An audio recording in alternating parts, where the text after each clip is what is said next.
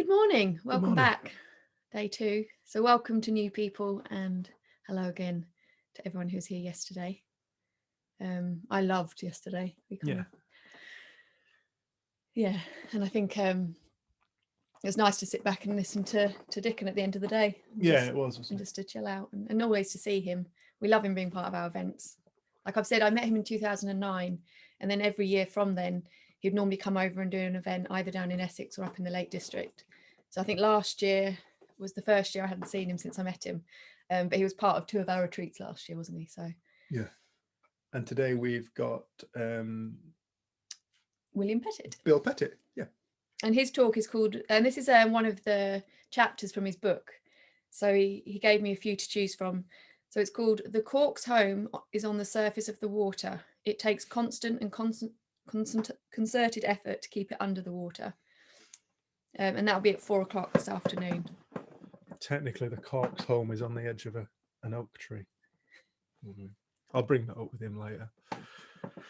So what's the crack today?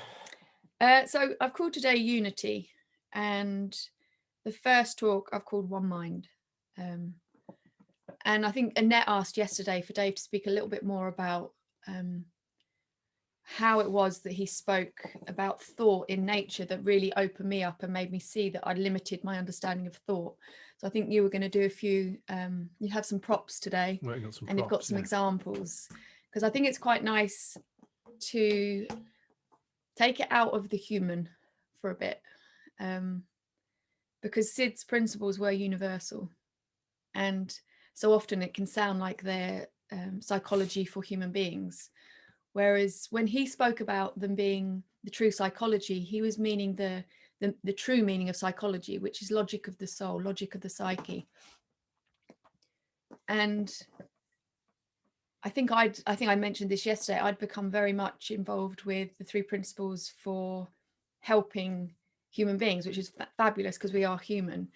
But also I realized I got quite focused on the insights I was having and just the form of it. And there was something around the way you kind of introduced to me that you were seeing this. It broadened it, and it took my attention off of myself and into that space. And it's really, really been helpful for me, because I saw that even though I was having such a much nicer experience after coming across the principles, it was still very much self-focused of how I was doing and what I was learning, and very human. And the conversation that you're going to be talking about now, it blew my mind. And I realized how much I changed through observing mind in all life, and the attention shifting off of me and my life and how I was doing, or other people's lives and how they were doing. And I think that's what I've seen whenever we work with people. When you use these examples, it might take a little while, because like, why are you talking about that? Why are you talking about a thorn? Why are you talking about chlorophyll? Why? But there is a real purpose for it, and it's something that I found really helpful. Yeah, for me too. It's where life started to become magical again.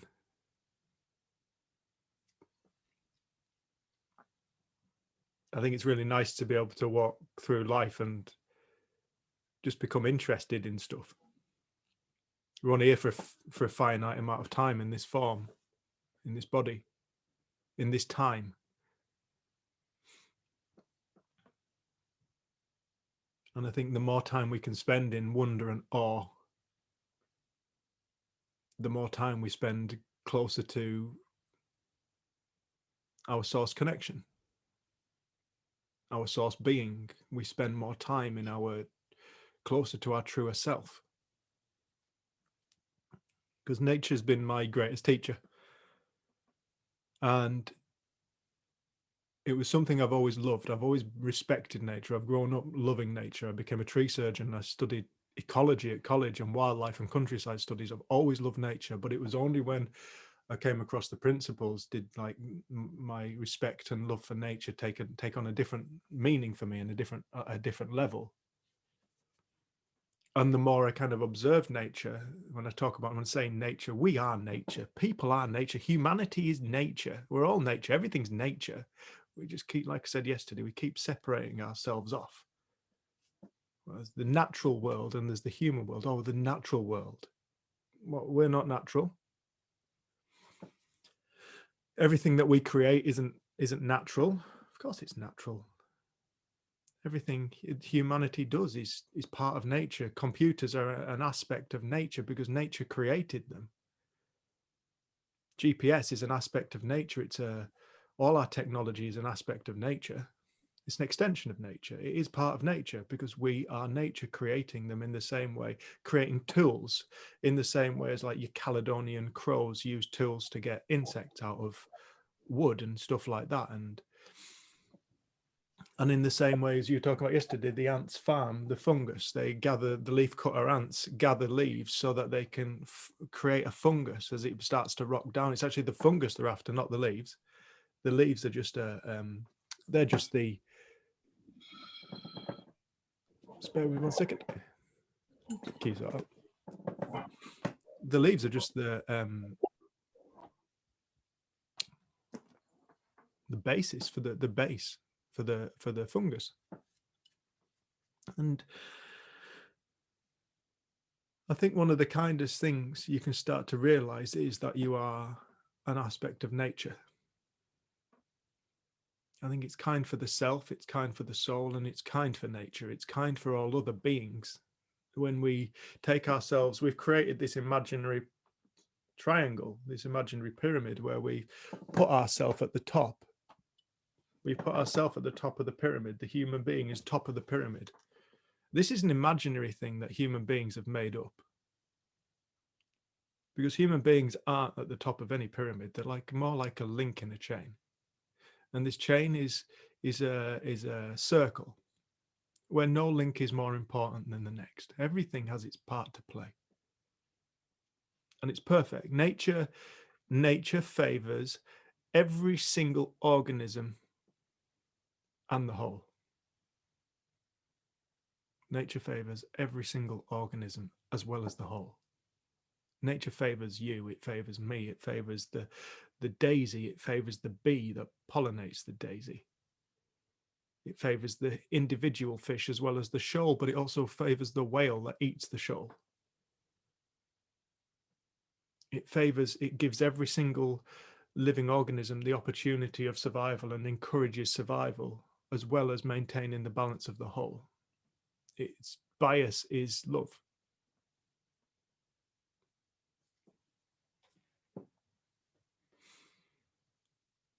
I think we've looked at nature so much and seen competition. It's not competition.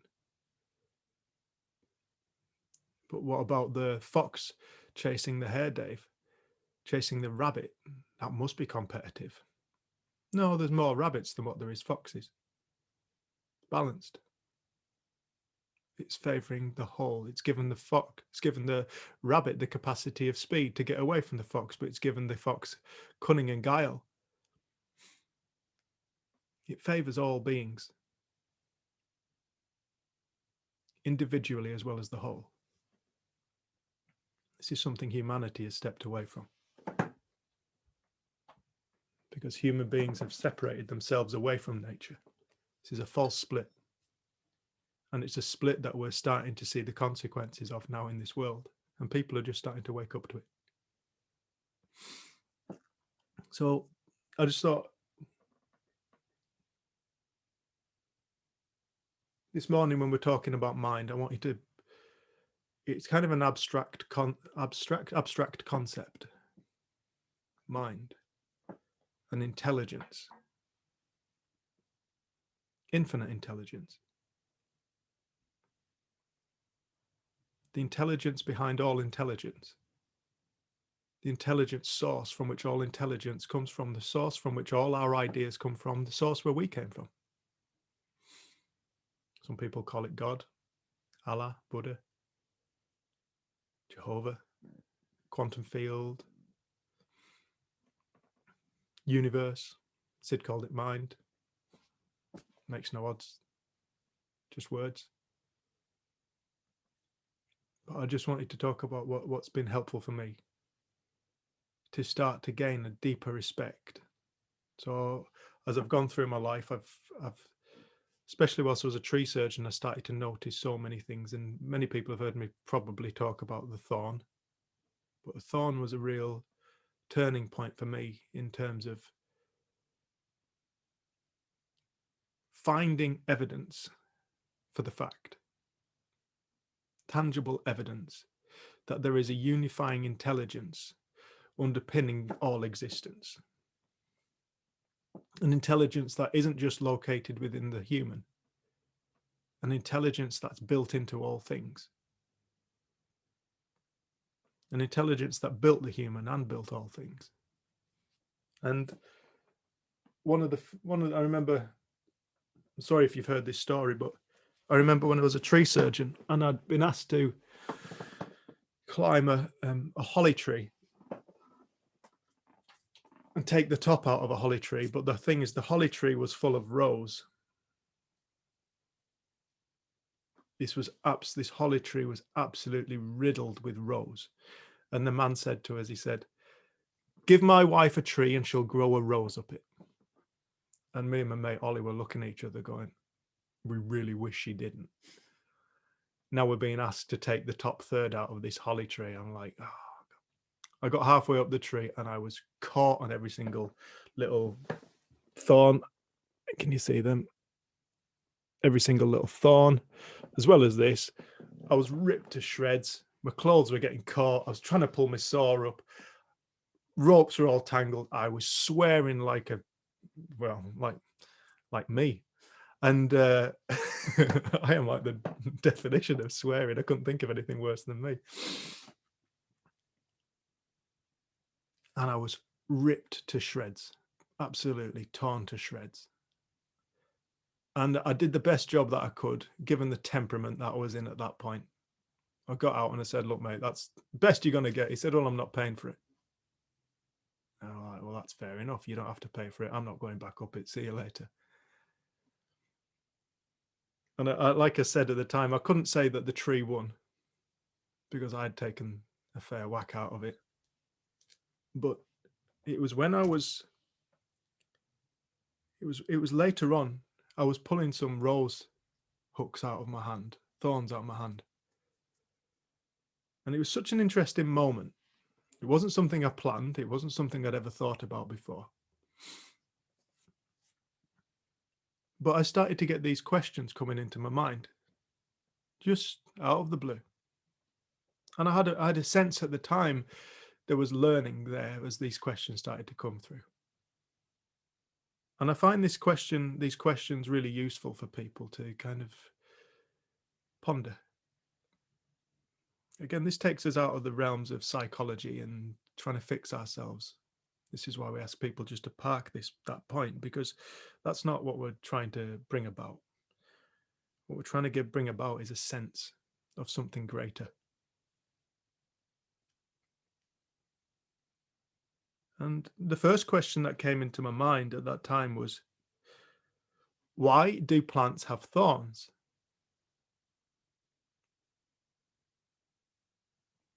And I stood there pulling this thorn out of my hand, having this imaginary conversation with myself, and it was like, easy, that's to protect the plant.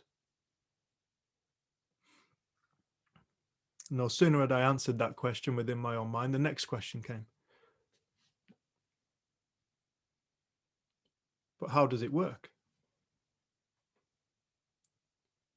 It's like, well, I feel the thorn enter my skin. I don't like the feeling of it, so I retract. I take a hand away from it. I leave the plant alone. That's how it's protected. So any animal that goes up to try and eat it will get pierced by one of these thorns.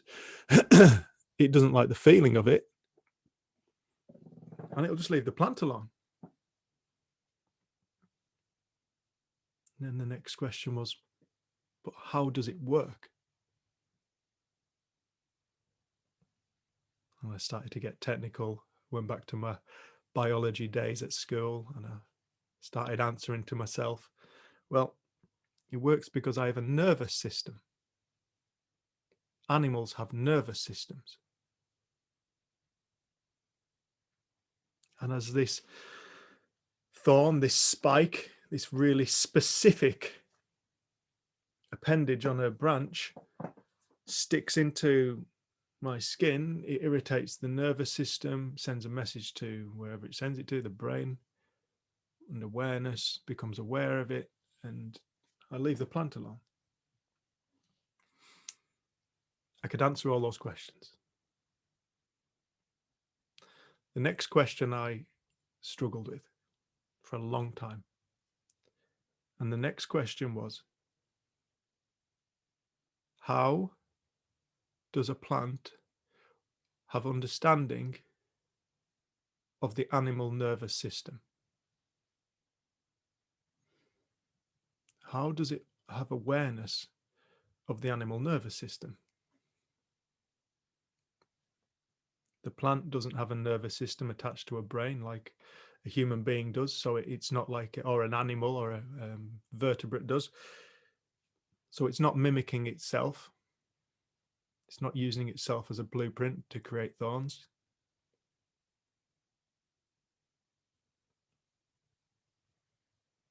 That puzzled the hell out of me. How does a plant have awareness of the animal nervous system? Because technically, without a nervous system in the interaction with a thorn, the thorn is of no value. It doesn't do anything. It requires a sensation. The only reason why the thorn works is because it inflicts a sensation. It encourages, it helps to generate a sensation within the organism, within the being, the animal.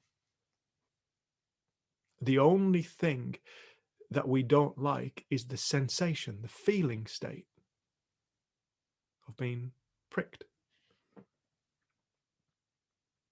Like I said, that puzzled the hell out of me.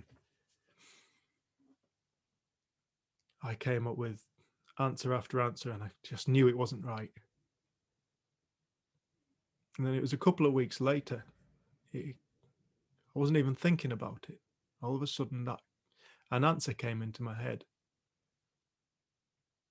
And it just said, the plant didn't know. The plant doesn't know about the animal nervous system. Dave, you didn't know about the animal nervous system until somebody taught you about it at school.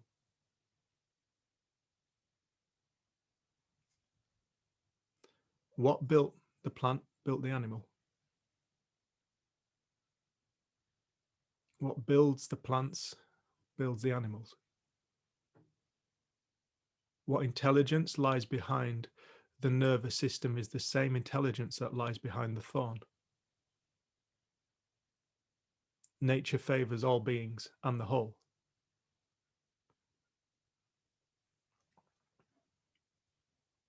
I remember getting this great sense of magic, love,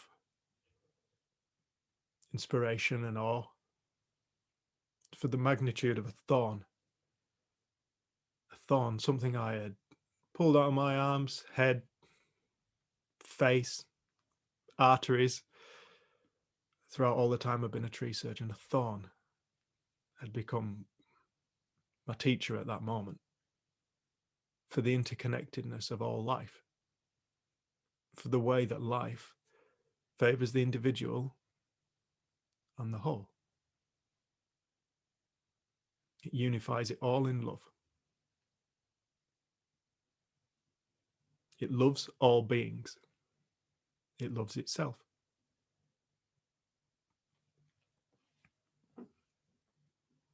So I started looking for other evidence for intelligence that perhaps I hadn't seen before.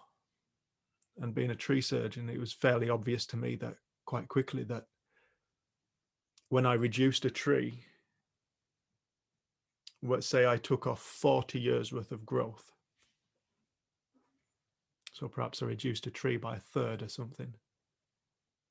When I say reduced, I mean taken the crown of the tree and then taken off all the branches around the edge to try and maintain the shape of a tree, but made it smaller. If I took off 40 years worth of growth, that tree would become aware of it and it would get back to its original size before I started cutting it within 7 years or so. It put out what's called epicormic growth, and it bushed itself out. And you'll see this in the street trees, generally limes, quite often lime trees, where they pollard them right back to stumps, and then within a few years they're back. Then they re-pollard them, then they're back. There's an awareness there of what's taken place. And there's awareness of what needs to happen in order for them to thrive again. I noticed that when I cut a tree, it healed like I heal. Like my wounds that I got whilst climbing trees would heal. The cuts on the trees would heal. So long as they were cut correctly, they would heal correctly. There was awareness, like built into the same awareness that's built into my body is built into the trees. And then it was, I think I mentioned this yesterday, but as you start to walk through woodlands and look up and you realize trees don't touch each other. They come within a very, they'll come within a couple of inches of each other. It can be quite difficult to see this point quite often. But as we start to look up and realize trees don't touch each other, there is awareness. There is awareness of self and other. There's a cooperation.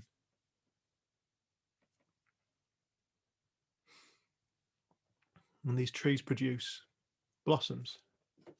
They're beautiful at the moment. People are seeing these everywhere at the moment. That's cherry.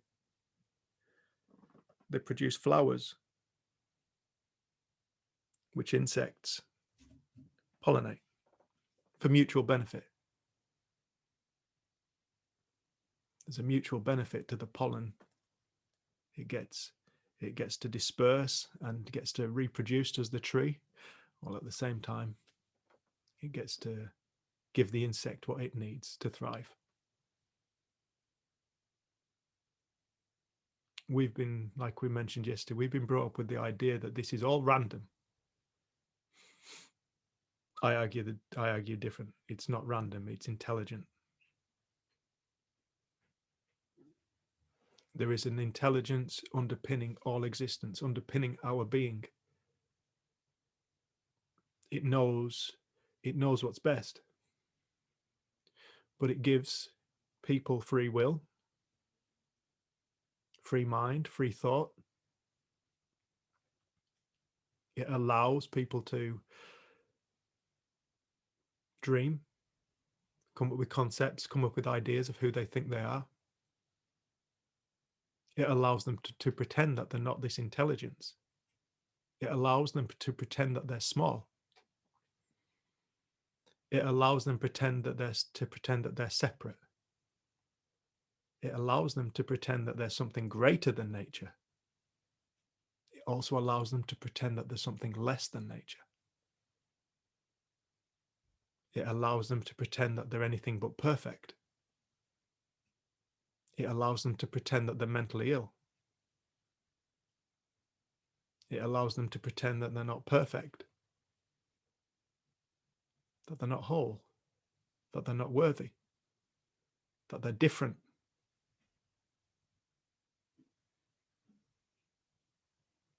It's a great gift.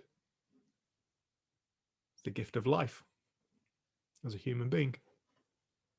We get to pretend that we are not infinite intelligence, the intelligence behind life. We get to pretend that we're not that. And then we get to come across the consequences of those beliefs. And we get to encounter that in the world.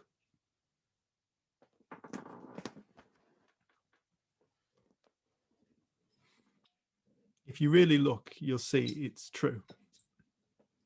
Those that live in towns, and just go and look at a flock of little pigeons, and you'll notice some of them are tame and some of them aren't. Some of them will come and sit on your shoulder, and some seagull will probably come and steal your chip. Most other seagulls will sit back and wait and see what happens. Some seagulls are confident, some pigeons are confident, some aren't. They have very different little characters going on within their realities. Each one seeing a totally different reality. Each insect each fly that enters the house that we so quickly swat is a conscious thinking, reality creating being, just like us. Each spider is a separate reality, a consciousness state built in utter perfection to be it, just like we are, built in utter perfection to be ourselves.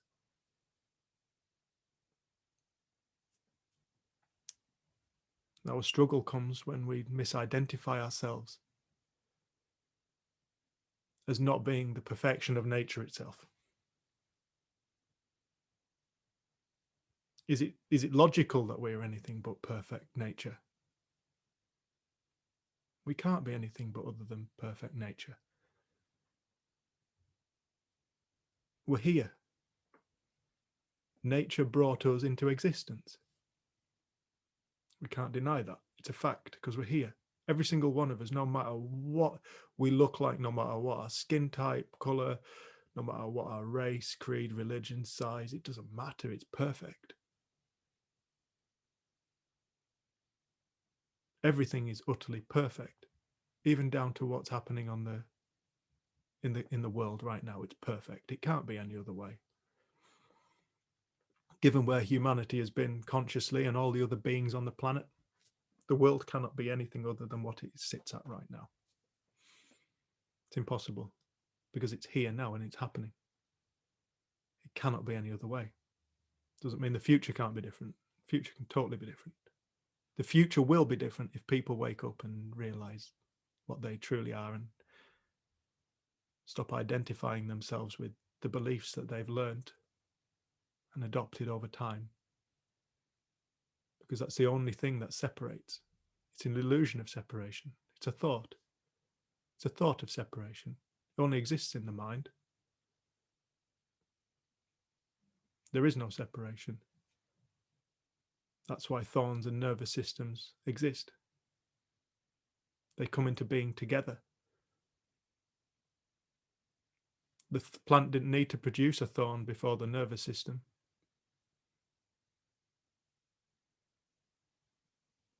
They came into being together. Because life is intelligent. It is like the chlorophyll within that leaf, the greenness. Those cells never met the sun. It's 92 million miles away. It's the sun, 92 million miles away, yet built into every single chlorophyll cell there. Every single one. And every single blade of grass is awareness of sunlight.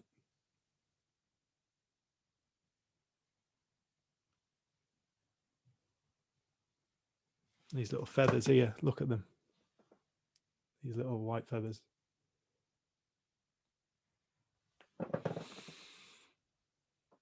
Such amazing little designs. So much so that mankind, with our jackets nowadays, still use down because it's the greatest medium for keeping people warm. We can't top it because our intellect isn't greater than nature. But we favor our intellect over our natural capacities, over our natural sitting back and becoming aware state where nature then has the opportunity. When I'm talking about nature, I'm talking about mind. Has the capacity to come through and guide us, like it guides the swallows, like it guides the eels, like it guides the salmon, like it guides each tree to thrive within a woodland full of trees. It guides each tree into the gap that's perhaps just been opened up because an old tree's fallen over in a wood.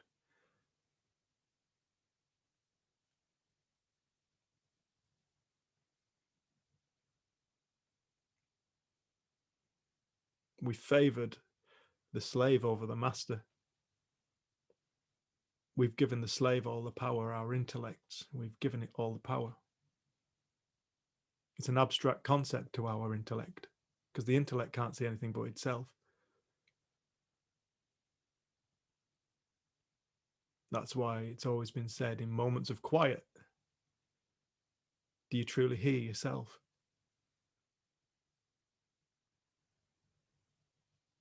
That's why you can't think your way to peace. Trying to think our way to peace is just creating more turbulence. The only thing that takes us away from peace is turbulence within the mind, thoughts. And then we become afraid of thoughts. So we go to war with thoughts. We go to war with ourselves.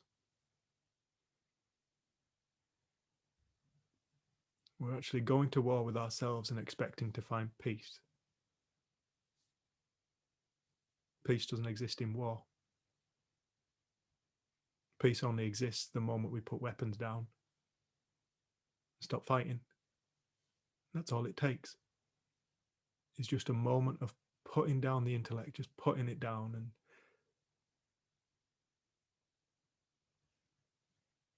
just stillness and quiet. The war's over. The peace that we're always searching for comes into being without effort.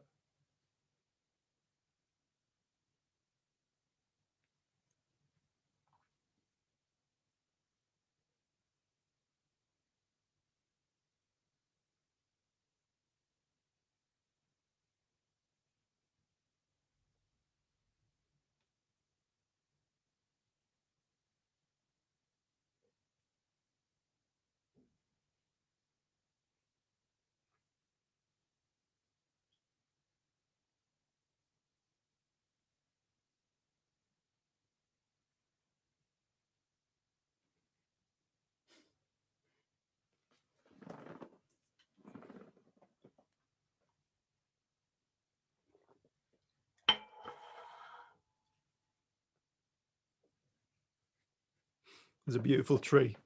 I love to take people to see it when they come up and see us. I think some people have seen this tree. I've written a story about it. I've been writing a book for bloody ages. And it's a chapter of my book. It's called Lessons from a Larch Tree. It's up at Rydal Water in the Lake District. I remember the first time I saw it, I had a moment very much like the thorn, where I was looking at this tree. I was like, I know you're trying to teach me something. And what it is it's a larch tree, which is a deciduous conifer, a native tree to the UK. And where it's grown is right on the edge of a little beck, a little stream coming off one of the fells. And over time, its root plate's been undermined by the water. It's been washed away over time. And then at some point, it's been blown over and it was flat. And I was looking at this tree and I got this great sense of sadness for all the trees that I had cut up because they'd been blown over.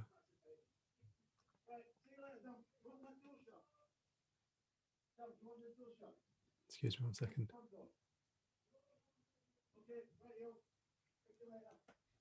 Neighbours. I got this great sense of sadness for all the trees that I cut up, chipped into tiny little chips like that, because they'd blown over. You know, you'd look at this tree when I used to go and see these trees, I'd look at these trees that are blown over and go, oh, that's fucked. Best thing for it now is just to chop it up. But thankfully, this tree hadn't come across somebody like me, or somebody like me at that time hadn't come across that tree. I remember looking at this tree and all its branches on one side, where it's fallen over flat, all its branches on one side had started to grow straight up into the sky. This is about, we're talking 40, 50 foot now. These branches off the trunk, off the horizontal trunk, These branches are like 40 or 50 foot high. And it makes what appears to be like a little, see if I can get a picture of it. Yeah, I've got it in here. And it makes what looks like a little coppice of trees, makes a canopy. It's a phenomenal little tree.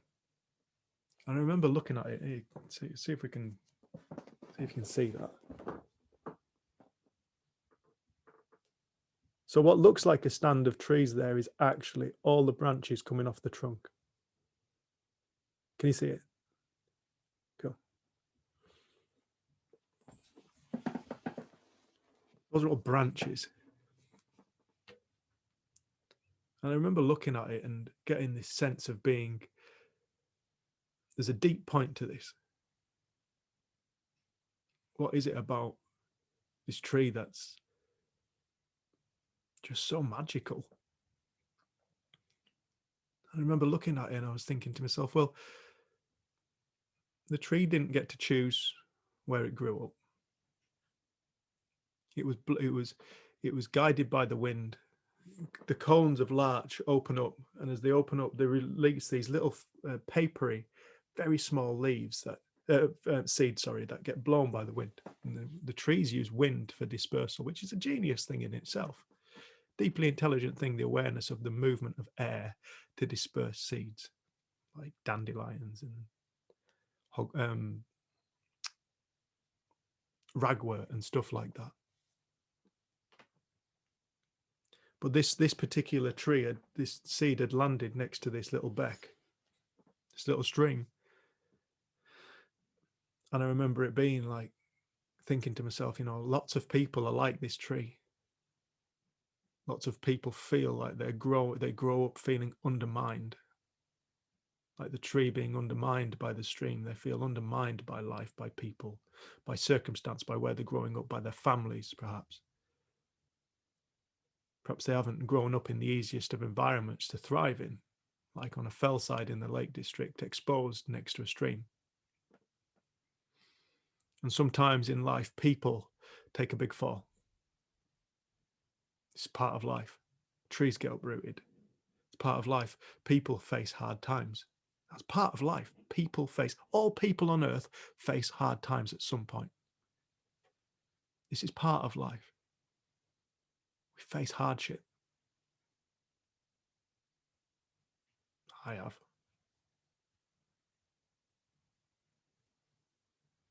But I noticed in my own life, the hardship that I face shaped who I am now.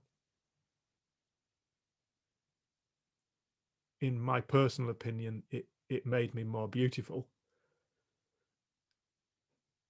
It made me more aware.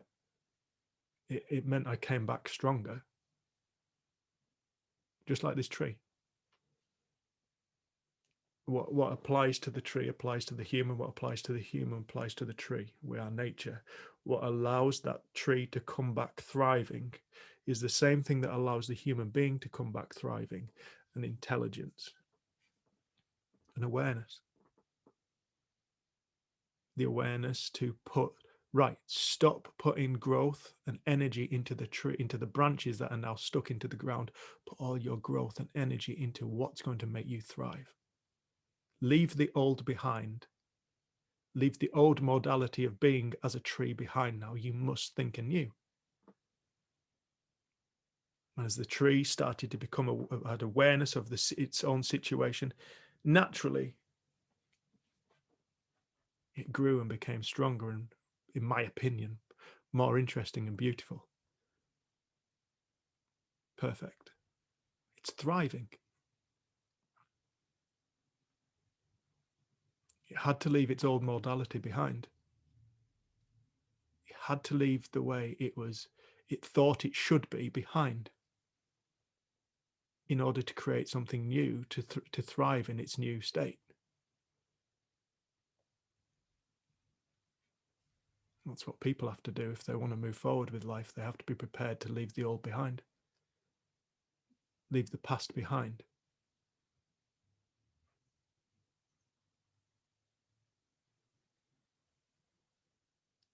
find that space within themselves in the present moment where they know how to be, they know how to grow. This world's changing, always has been.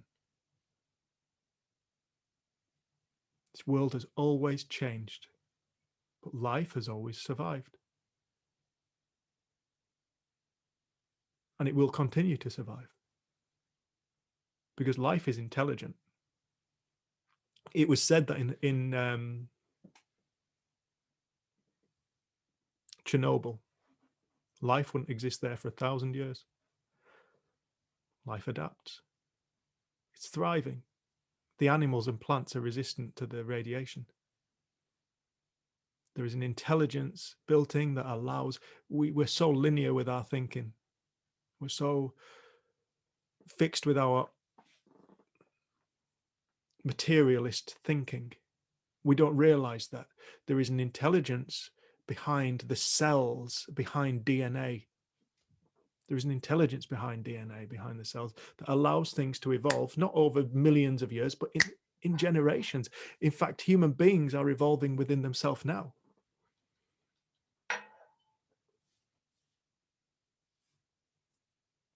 There's a deep intelligence, and we are that deep intelligence. And I'm not talking about our ego. I'm not talking about our character, our names, our ages, our sexualities, or anything like that. I'm talking about our being, the life force itself. That is what we are. We are that life force playing the game of the character.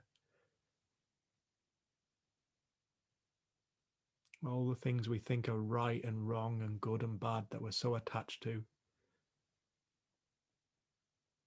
The things that we defend, we argue, all these beliefs. That's the game. That's what keeps us stuck. That's what keeps us sick. That's what keeps us imprisoned.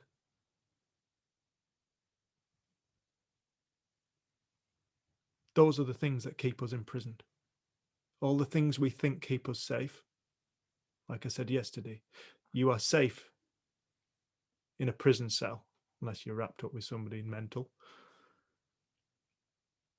Nobody can get in. You're safe. But you're also trapped.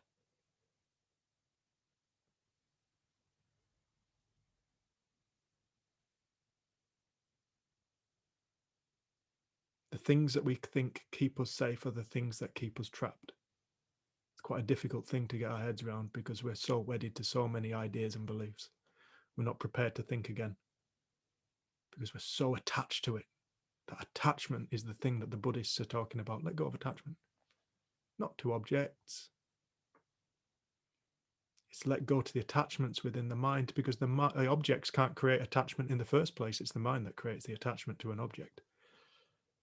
In the same way as we create attachment to our beliefs, our religions, our what makes us a good person, what makes us a righteous person. Are attached to our ideologies, we're attached to our labels. None of us are any of those things. And that's where love comes into this. We're all made of love. Like I said, I don't know why, other than it just is.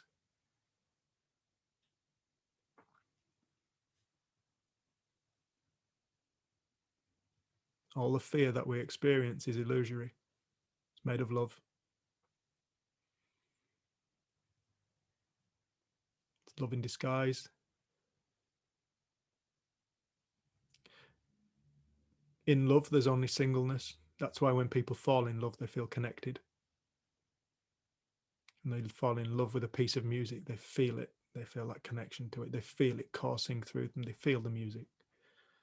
When we fall in love with a place, we feel that place. We become one with it. Perhaps it's a holiday destination. Perhaps it's a little rock that we like to go and sit on by the sea. When we fall in love with an animal, when we fall in love with a person, we feel connection. funny, isn't it? We're always searching for it. Connection.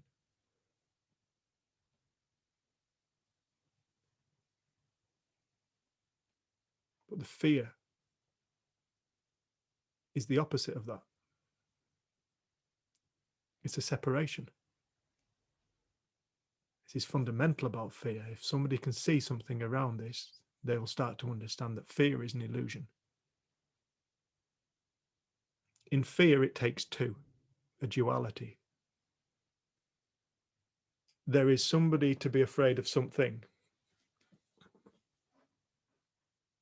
We're not in singleness at that point. There is only singleness. In fear, there's duality. Duality is an illusion. So whether we're afraid of a future, it's a duality. There is no future. There is just the present moment. I noticed something about myself a few months ago. The things that I've been afraid of in the future are images that I created within my own mind. I heard something, I read something. It unnerved me. I created an image of it in my mind, and then I became afraid of my own images. It's quite an interesting point for me. It was nice to see. I became afraid of my own thoughts. That's all it was, because that's all it is. If we're afraid of circumstance, if we're afraid of dogs, cat, or whatever, afraid of having no money, afraid of death, all this is based in duality. And me over here being afraid of something over there, whether that over there is time, whether it's an object or another being or another person. And this is the thing that tends to die within people as they start to wake up. The dualities start to fade away. And in the dualities fading away, naturally they find themselves more inclined towards love. That's the beautiful thing that Sid brought to this world, and many other teachers have brought to this world, is this capacity for love. Because when we're in love, we're in connection. When we're in connection, there isn't a single problem in the world. Problems are thoughts. They're dualistic as well. Problems are dualities.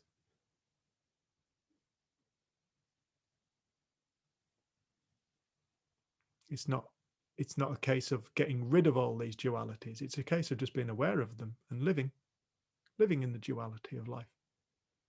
It's part of the game.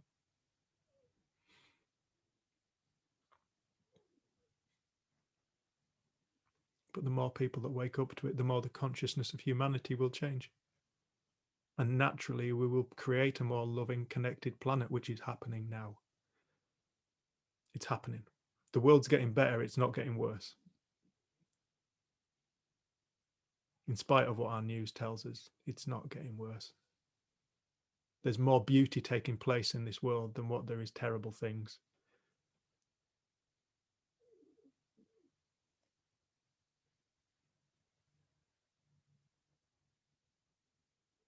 It just doesn't make as good a story. It's not as interesting to many people.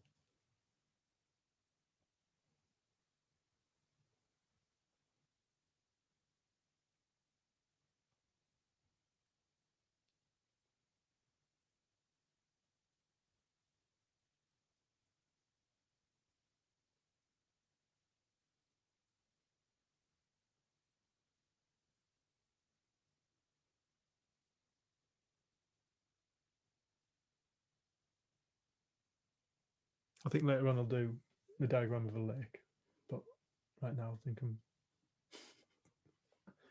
talked out. I'll do,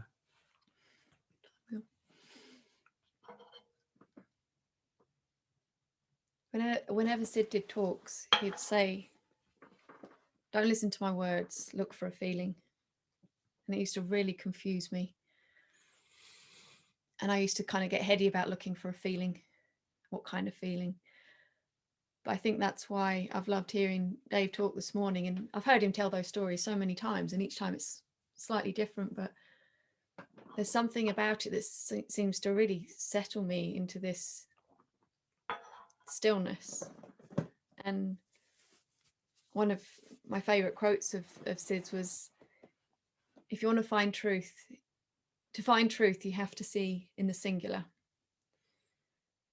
And it isn't found in the intellect, because the intellect is everything we think we know, everything we've created, everything.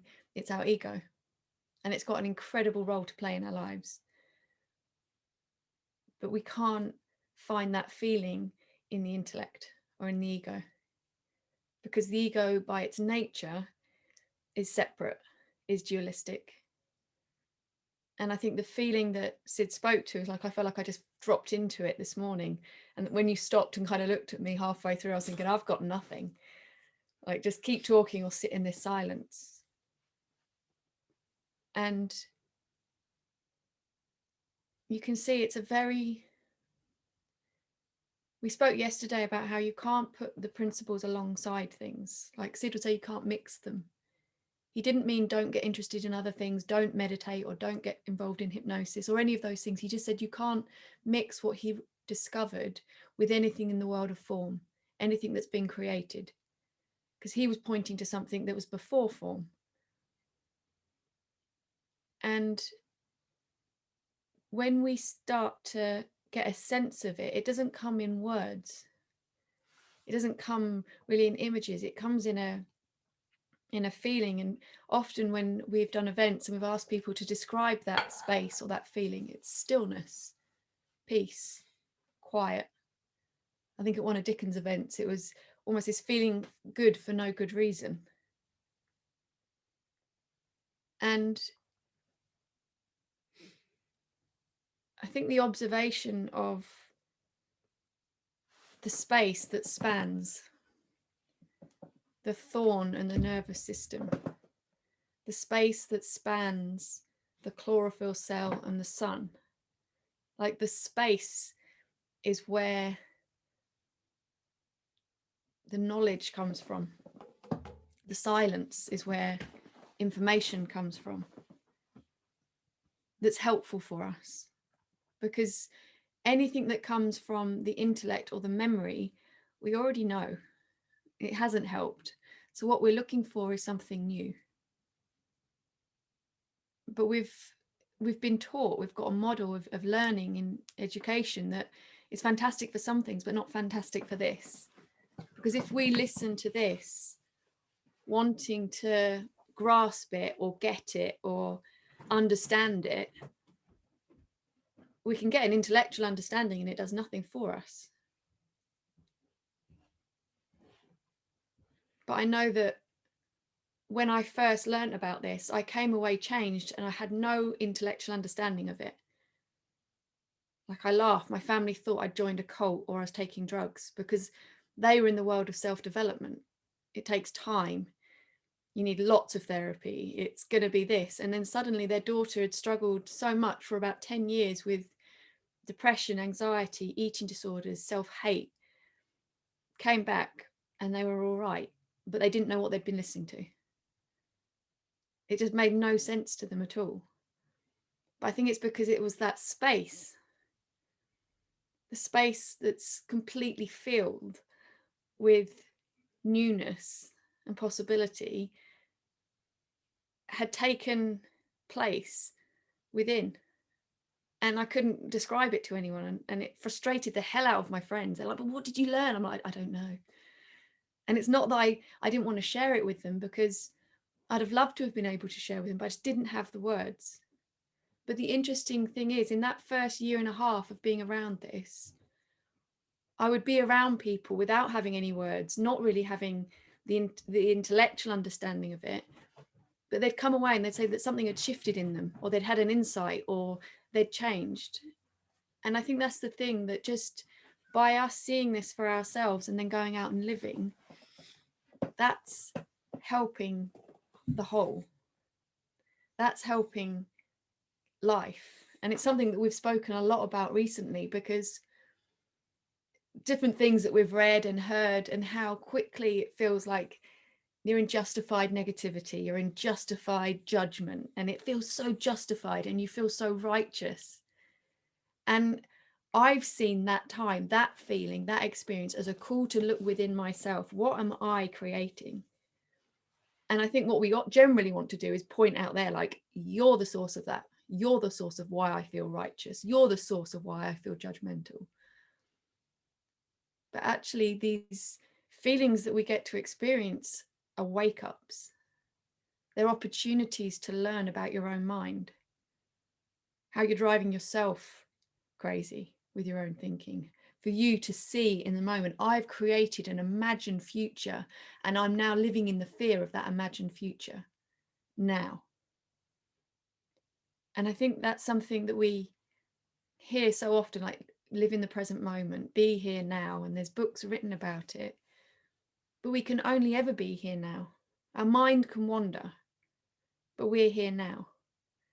And I think when you kind of brought your mind back to, like, right now, I'm lying in bed, it's 3 o'clock in the morning, is there anything I actually need to worry about right now? And you said your mind just went completely silent. Yeah, I actually asked my own mind that. I was like, is there anything I need to be afraid of in this lifetime, really? And the moment I asked my mind that, silence just fell. It was such an interesting thing. You know, you can come across this. It's not an anesthetic to life. It truly isn't. This is, I feel like a lot of the time people are so desperately trying to escape human beingness. I think we're afraid that we can't deal or cope with certain feelings. So we spend so much time trying to avoid them, or circumstances, or finding kind of ways to cope with. But I think that's the message that Sydney brought, was we're here and we can take life. We can feel things. We're built for it. We're born for it. And when we stop fearing experience, feelings, our minds, like you were saying, like the fear is almost like going to war with your mind. When we stop fearing it, and we sort of come to peace with it, a little bit like Dicken spoke to yesterday, you can kind of be in a massive storm, but you're kind of like, that's just, it's an acceptance. But again, acceptance isn't something we can just decide to do. It's not one of those things that we can generate through intellect or through trying. It's something that just happens. And when we fall into it, we know that space. But I think we can make it so complicated and so difficult. And I think I loved when you were speaking about lessons from a larch and just the adaptability built into life. And like, I don't know if my dad's on, but one of the things he's always said, as a child, I really struggled with change. I struggled if plans changed and I needed things to be in a certain way. And he said, I was like, in my room, everything had to be in a particular place. And I was very, what maybe would be classed as OCD now, but then I don't even know if that was a thing. He said everything had to be just so for me to feel all right. I was constantly trying to manage everything to feel all right. And now when I'm kind of at 23, when I learned about this, I've like, and it's our nature to adapt and to change. Life is change. It's constantly moving. And actually it was my rigidity and my inability to let go and move on that was keeping me stuck. My ideas of who I was, my character, and that's who I was. And then suddenly that space, that deeper mind, like knowing that you're part of that, it's an intelligence far greater than our own in terms of our ego self. And I think that was the thing that I remember just sitting there like, wow, I don't have to do life. I don't have to try and change myself. I don't have to try and change my thinking, nor does anyone else. This is a done deal. It's done for us. But we've lived in a misunderstanding, and we've lived in a material world, and a world where we are the product of circumstance. I didn't know my mind was free. And I've loved doing this with kids because you can see them just go, oh, right. Yeah, that makes sense. And like in one of the schools, one of this little kid who was about 11, he put his hand up and he said, I thought assembly made me feel really nervous and shy. He said, but now I know it's just the way I think about it. So I can put my hand up and answer a question in assembly. And everyone was like, yeah, that's cool. And for me, I was like, no, that's amazing. Like, God, if I'd seen that when I was at primary school, I used to be nervous just sitting there in case someone would make me speak. But you saw how quickly it made sense to him that he'd blamed assembly for his experience. Do you remember the kid as well? Fiona, you'll probably remember this kid. He said, Dave, he said, it's like I've been lost in a maze. He said, but all of a sudden, all the walls have fallen down. He said, and I've just walked out of it. Because it was on a testimonial when we did some work with iHeart, wasn't it? And that's what it feels like. It's like suddenly your walls start to fall down. They start to crumble. You realize the walls were never solid in the first place. They were thought. They were beliefs. As tangible and as hard and as rigid as they looked, they weren't. They were nothing. They were just vibrations of energy. Nothing more, nothing less. Sorry.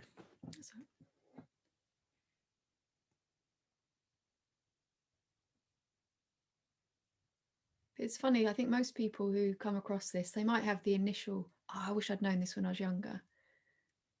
But then so many people do get so like respectful and grateful for everything that they've experienced and come through and learned from. Because we, like you've said before, like how would we know that we're unbreakable if we're never tested? And there's times where, for myself and then people I've worked with, people I've interviewed, it's felt like I can't take anymore. They just got to the point where they felt they couldn't take anymore, and then something else happens, and then they do, and they can learn. And if we start to know that we are this unbreakable spirit, then it's not that we're not going to feel deeply and get upset and feel lost, but it feels like there's an anchor or a point or a truth that we refer to. I don't think I've ever felt the same kind of despair I used to feel before learning this, because there's always a small part of me that's kind of aware that it's to do with mind and it's temporary, and that we are built to take it. And I think all the things that we have been told are good attributes in life, like compassion, forgiveness, understanding, love, they're all byproducts of understanding. Because when you start to see this within yourself, you can't help but see it in others.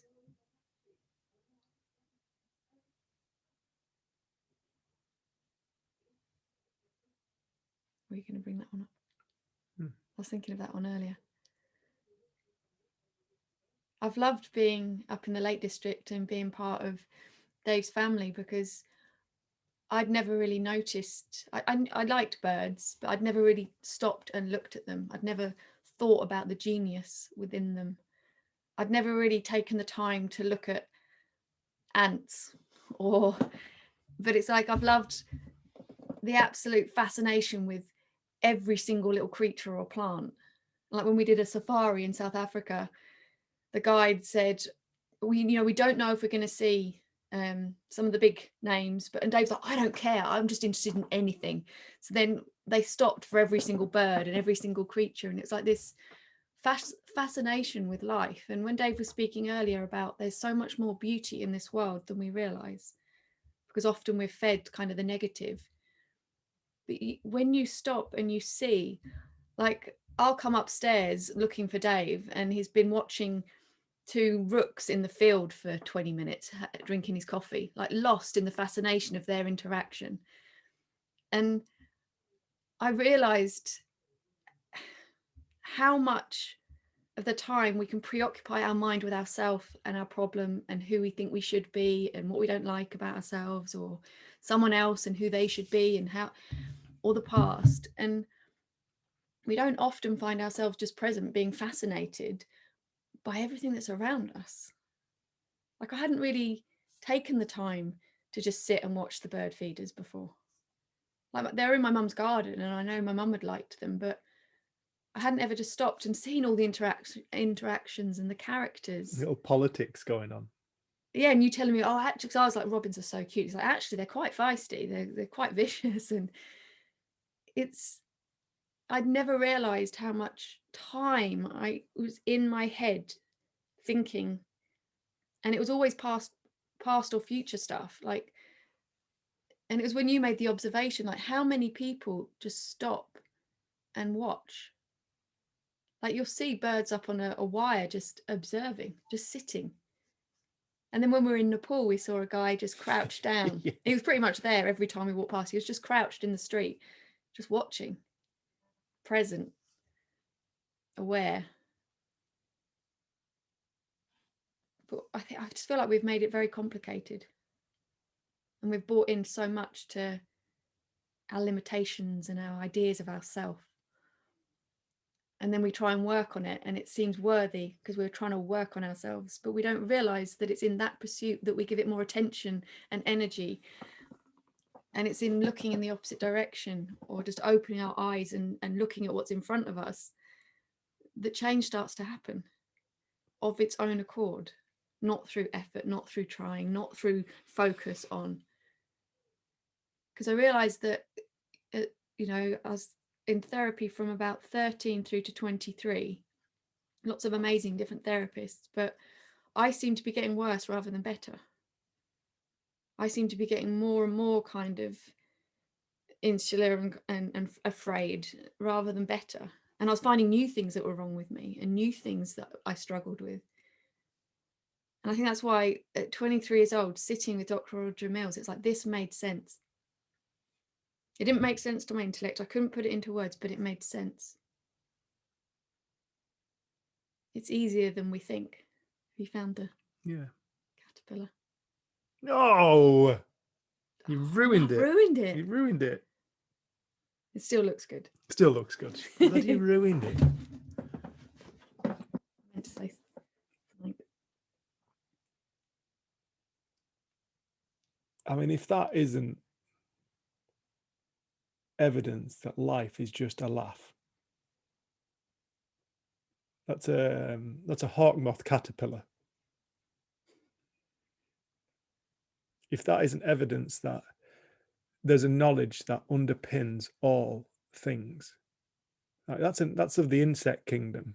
It's of the animal kingdom, but it's of the insect kingdom. And what it's disguising itself as, or what it's pretending to be, is of the reptile kingdom. It's like, if that isn't just evidence that life is a joke, it's a laugh. It's like, it's going to pretend to be a snake until I turn into a butterfly and fly off, or a moth. In fact, a hawk moth.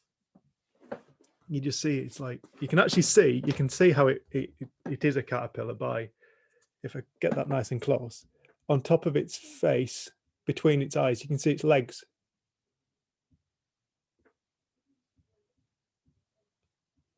You just make out its legs on the front of its face. That's actually the underside of the caterpillar. So as the caterpillar, where am I at? Some more there, look. So it just hangs down. All it does is it drops its front, puffs itself up, literally inflates itself, puffs itself up, and then all its eyes pop out looking like snakes, and it wards off all the birds. Nothing wants to attack it.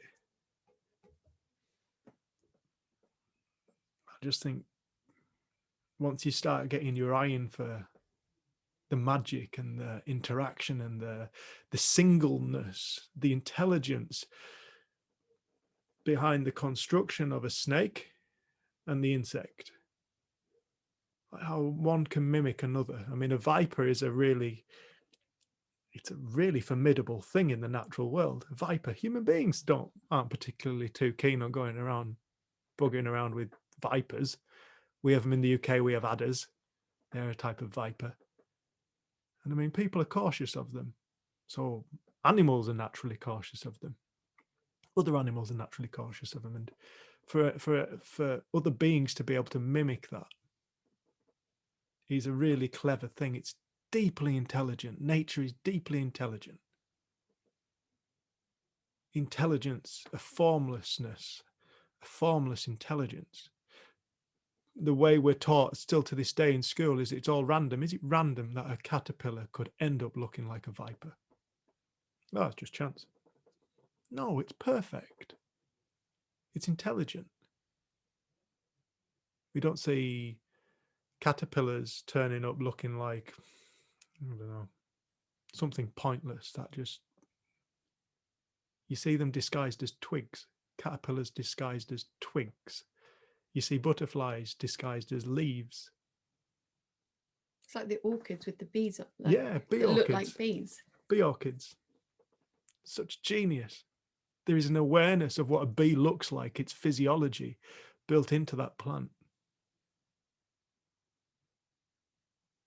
There's a deep intelligence behind this life. It's what we're made of. It's what made us. It's what we are, disguised as our self, what we think is our self, a mistaken identity of our character. And that's what this conversation's about. It's about starting to become aware of the hidden aspect of our being, the bit that's not visible. It's not visible on a day-to-day basis. We get glimmers of it. And one moment we get a glimmer of it, we're like, wow, life's magical. For some reason right now is magical. It feels beautiful. Oh, just being here is beautiful. We blame it on the external. Just being here is beautiful. No, it's the beauty exposing itself within ourselves. It's the ego taking a side step for a moment for this beautiful energy that we are made of, the same energy that creates the snake and the insect. That deep interconnected love where we suddenly fall into connection with a space. We're falling into connection with ourselves. We're realigning ourselves, our being, with the vibration of love, as opposed to the vibration of whatever identity we're creating, because everything is a vibration of energy. But everything is energy. Science talks about this. And then we think we understand it. But what is energy? What is energy? Does anybody on earth actually know what energy truly is? We talk about it all the time. We throw it around like we know. But nobody knows what energy is. It's all energy. It's all something we don't know about. But we're all it.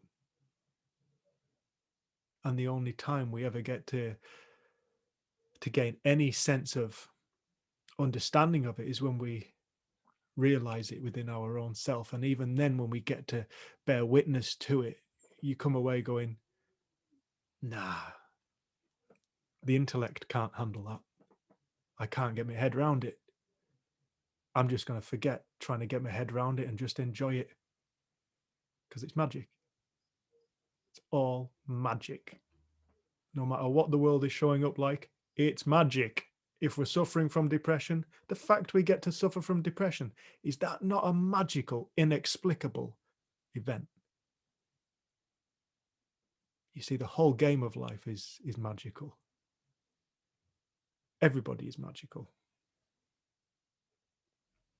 Everything is magical. It's all inexplicable.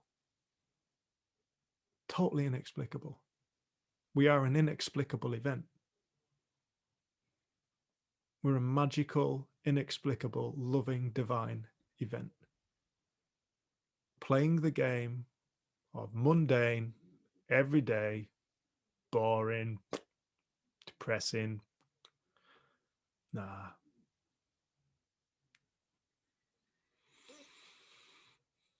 I remember we were working with someone who had been in a really bad depression and sectioned for a bit, and then she was starting to just wake up to this, and she said, this is going to sound really weird to you, she said, but I was walking my daughter to school, she says, and I looked at her and I was like, you've got eyelashes.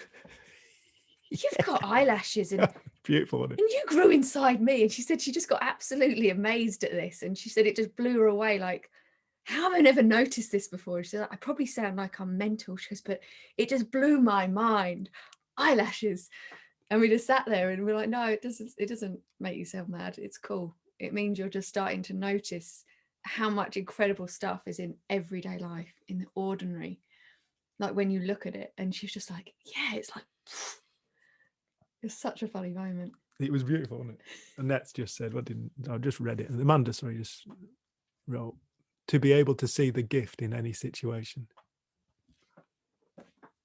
Even the hard times. To be able to see hard times as gifts. Growth. Yeah, all right, growth.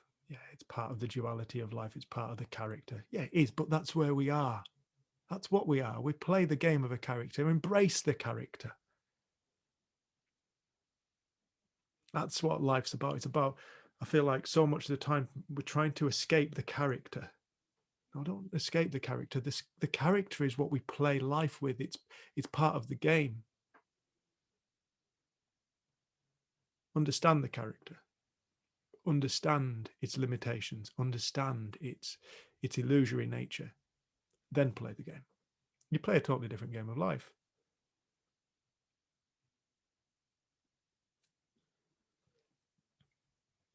Break. Yeah. So it's 25 past. I did the timing really weird for this morning, so it is better that we have a slightly earlier break. So if we come back in 15 minutes, 22.